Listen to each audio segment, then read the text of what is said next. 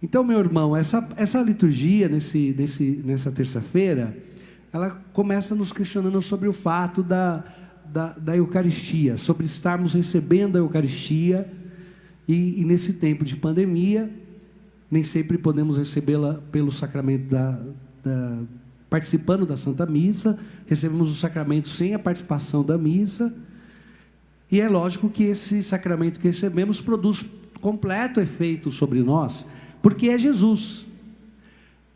Ele é dado à igreja por meio do mistério celebrado, da Santa Missa, que tem as suas 4 partes e que torna pleno aquele sacramento. Mas o mistério da transubstanciação, que nós cremos como católicos, nos faz crer de que no tabernáculo, lá está Jesus, inteiro, corpo, sangue e alma, divindade. E que mesmo que a Assembleia não esteja reunida, mesmo que esteja só o padre e os diáconos, e celebre aquele mistério da Santa Missa, Jesus está, o pão e o vinho se tornam corpo e sangue do Senhor, por essa mudança da substância. Então, nos leva a pensar hoje a liturgia de como estamos recebendo Jesus. É mais fácil, então você só dá uma passadinha, você recebe a Eucaristia, vai embora para sua casa, mas devemos tomar cuidado de não recebermos mal aquilo que bem recebemos, que é o Senhor no Santíssimo Sacramento. Receber Jesus no Santíssimo Sacramento é um bem maior, é algo maravilhoso, é o próprio Deus, alimento que nos preserva do mal, que nos dá força. Receber Jesus no Santíssimo Sacramento é necessário, porque Ele disse: quem come desse pão viverá eternamente. Mas se nós não estivermos prontos para recebê-lo, se nós recebemos com o nosso coração manchado, marcado pelo pecado, recebemos mal aquilo que bem fazemos, que é receber Jesus. E o bem que recebemos, ao invés de produzir em nós bem, produzirá em nós mal, porque nós não estamos com santas condições de receber o Santíssimo Sacramento. Você vem com o seu coração tíbio, vem de qualquer maneira, vem manchado pelos pecados mortais, vem agora distante do Senhor, dado as coisas do mundo. Aí você fala: mas eu senti no meu coração de que eu precisava receber Jesus. Gente, não é sobre os seus sentimentos. Algumas vezes a gente sente que está tudo bem, mas não está. Basta conversar com os homens no casamento. O homem, sempre que você pergunta, ele fala que está tudo bem. Aí você pergunta para a mulher, ela fala: não, pá, tem uma lista aqui de coisas para falar, né? Porque os homens muitas vezes acham que está tudo normal. E aí a mulher, né, que vai trazendo os pensamentos, a reflexão. Muitas vezes no matrimônio, bem que hoje também tem mulher que está viajando na maionese, né? Então, quer dizer, algumas vezes os nossos sentimentos nos enganam. Então nós avaliamos a nossa vida a partir dos mandamentos, da palavra de Deus, se estamos em estado de graça ou não, se estamos com a nossa confissão em dia, se estamos nos esforçando para vivermos o caminho de santidade, e aí sim nós nos aproximamos de Jesus, para não fazermos com que aquele corpo santo se torne para nós causa de condenação, como em 1 Coríntios capítulo 11, São Paulo nos fala. Amados, se nós colocarmos na nossa cabeça de que nós não vamos comungar em pecado mortal, que nós não vamos comungar se não buscarmos o estado de graça, evitaríamos de profanar o corpo do Senhor, o crucificando em nosso coração. Não dá, se eu não estou em comunhão com Deus, não vou comungar. Mas também não dá para ficar no estado de pecado. Não dá para você simplesmente dizer: então não vou comungar e tudo bem. É preciso querer sair desse estado de pecado, por uma consciência reta, buscando o sacramento da confissão, e não a confissão toda hora, comprando um padre no Mercado Livre, para você. Não a confissão toda hora como alguém que não quer se converter, é a confissão para permanecer em estado de graça, para que esse estado de graça vá crescendo em você, e todos os efeitos do Santíssimo Sacramento vai lhe impulsionando para o céu, lhe impulsionando para as coisas de Deus, para a graça de Deus. Então, nós não devemos comungar de qualquer maneira, porque veja como a reflexão é essa. Santo Agostinho diz que Judas recebeu o Santíssimo Sacramento, porque estava lá na ceia, de forma antecipada. Jesus tomou o pão, tomou o vinho, abençoou. Judas estava com os discípulos, ele recebeu o Santíssimo Sacramento, e recebendo o Santíssimo Sacramento, a palavra diz que, logo que ele recebeu o sacramento, depois Jesus, tomando o pão, molhou num caldo, num molho. Gente, isso faz a gente perceber o seguinte: aquele pão que Jesus molhou no molho, não era mais o sacramento. Jesus já tinha celebrado o sacramento com os discípulos, já havia sido dado o pão, o vinho já tinha sido consagrado. Jesus já havia, como uma antecipação da sua paixão, já tinha dado o sacramento. E depois dos sacramentos, lá celebrando a Páscoa, Jesus toma um pão, molha no molho, quer dizer, um outro pão, não o pão da Eucaristia. E quando foi dado então a Judas, logo diz que o demônio entrou no seu coração. Como assim? Algumas pessoas menos atentas vão dizer que depois de comungar o demônio entrou no coração de Judas, que fica estranho, né? Então quer dizer, quando nós, despreparado, recebemos a Eucaristia, nós estamos cometendo um ato de desagravo, um ato de ferida ao coração de Jesus. Mas Judas foi para aquela Santa Ceia já em pecado. O demônio já havia tentado ele, e a sua tentação era: vende Jesus, entrega Jesus. Judas já estava tentado. Quando Jesus entrega o pão, o demônio, quer dizer, antes o demônio tentou Judas, agora o demônio possuiu Judas. Antes ele o chamava a fazer um ato ilícito, um ato de entrega ao seu pecado, uma decisão de viver o seu pecado. E depois, Judas, decidido em se entregar ao pecado, é usado pelo demônio como uma propriedade dele. E por isso, Jesus termina dizendo: vai e fazes o que tem que fazer. Não é que Jesus está expulsando Judas da Santa Ceia e dizendo: agora o demônio entrou no seu coração, cai fora daqui. Não, é porque Jesus tem pressa. Jesus sabe que Ele vai entregar o seu corpo para a salvação dos homens. Ele tem pressa em nos amar, Ele tem pressa em dar-se para nós, de dar-nos a salvação, de nos livrarmos dos nossos pecados.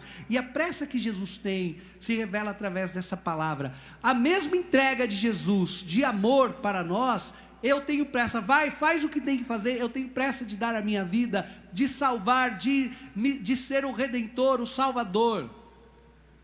Para nós é motivo de alegria. Esta mesma ação de Jesus é para Judas motivo de condenação. Quer dizer, mais uma vez, que quem se aproxima, se eu me aproximo preparado do bem, ele produz bem em mim. Mas se eu estou despreparado e me aproximo do bem, ele produz o mal. Eu estou querendo dizer assim, que para nós a mesma ação de Jesus é motivo de salvação, e para Judas de condenação, por causa das condições do coração de Judas. Por causa da condição do teu coração, Jesus eucarístico pode ser para vocês motivo de salvação ou de condenação. Por causa do motivo, o estado do teu coração e de tua alma. Você pode tirar um bem do mal, como por exemplo uma doença. Você pode tirar o bem do mal, ou você pode tornar, por causa do estado do teu coração, aquele mal, um mal ainda pior. Esta graça que o Senhor nos concede, de compreendermos qual é a maneira que devemos nos aproximar destes mistérios tão sagrados. Essa graça, ela deve ser vivida e aprendida por meio da igreja. E por isso a igreja, guardando tudo que o Senhor nos dá, todos os seus ensinamentos, sua prática, sua vida, nos convida sempre ao sacramento da confissão, nos convida à escuta da palavra, à conversão das nossas vidas. É preciso, amados irmãos, ter essa vida eucarística.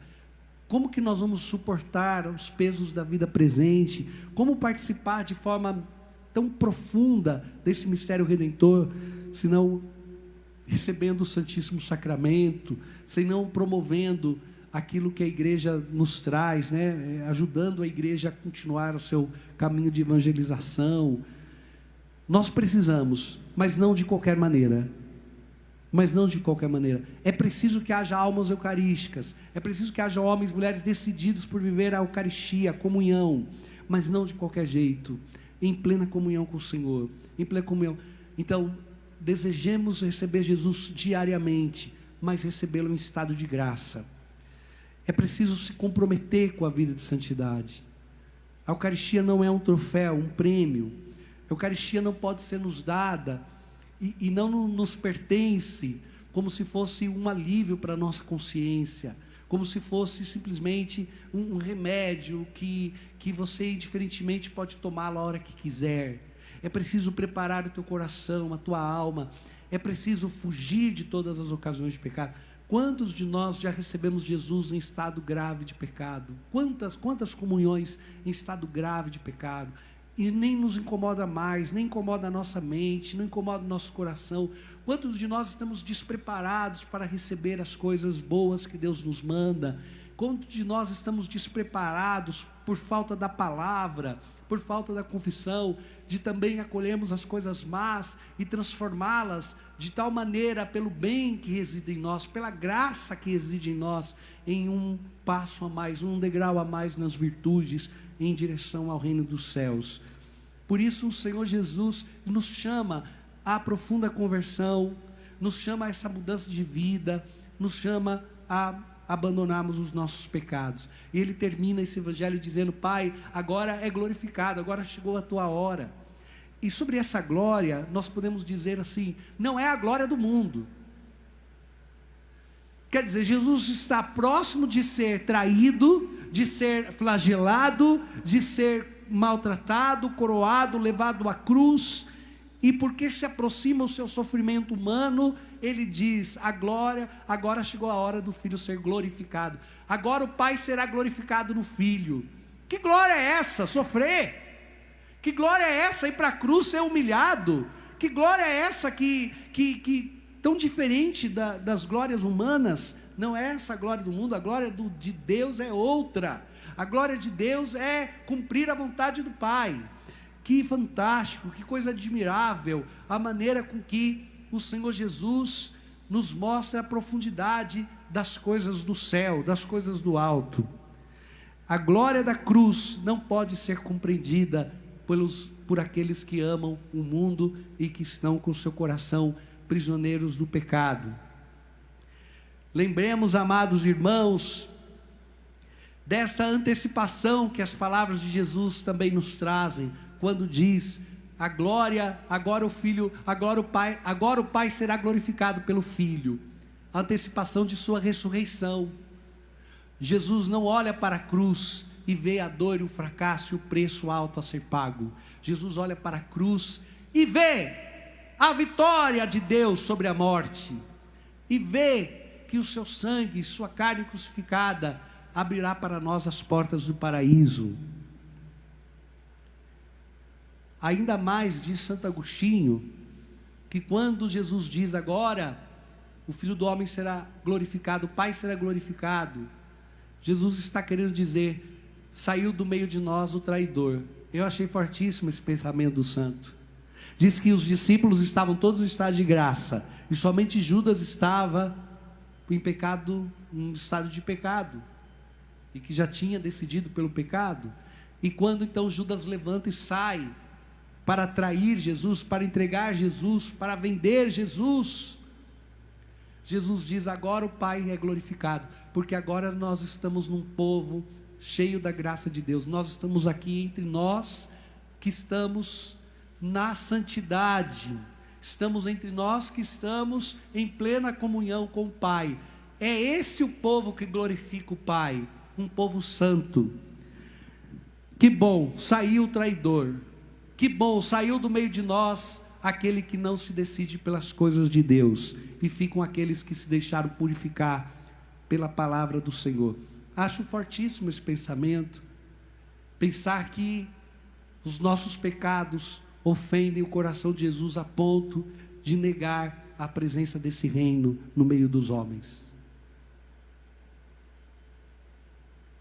É glorificado o Pai quando o povo, o corpo de Cristo, se compromete com uma vida de santidade e está em estado de graça, e esse mesmo povo participa da ceia do Senhor. Que palavras fortes que nos chamam a sermos uma igreja santa, uma igreja em busca da conversão, uma igreja que, com a graça dos sacramentos, da confissão, da Eucaristia, dos sacramentos que nos são oferecidos, se aproximam cada vez mais de poderem viver a vontade do Pai. Sejamos nós, amados irmãos, tomados da mesma ousadia que esse Evangelho nos convida a termos, de fugirmos dos pecados, de vencermos os nossos pecados e de vivermos uma vida nova na graça de Cristo nosso Senhor. Louvado seja nosso Senhor Jesus Cristo.